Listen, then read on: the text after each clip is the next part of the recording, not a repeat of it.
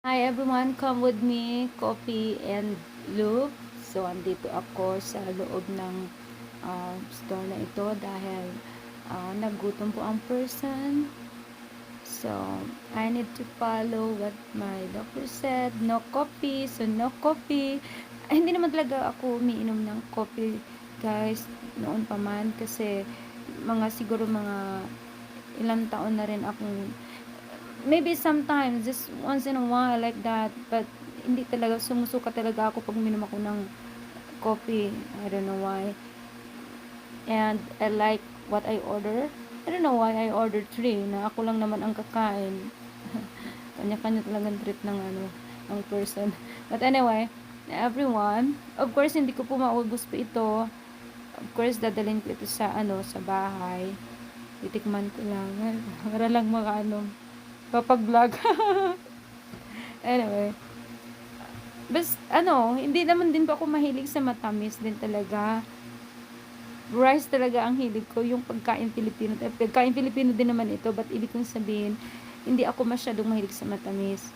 So, because at this moment I don't have choice.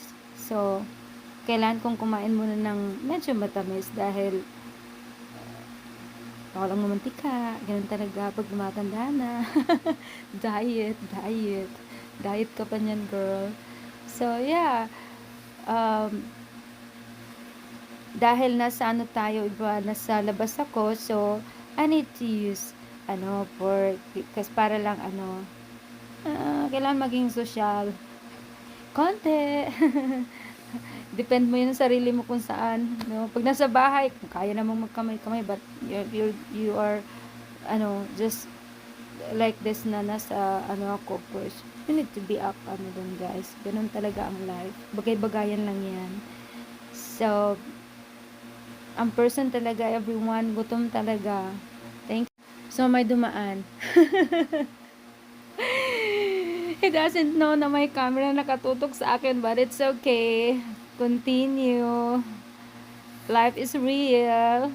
Okay. So, ayan everyone. Napakasarap talaga, guys.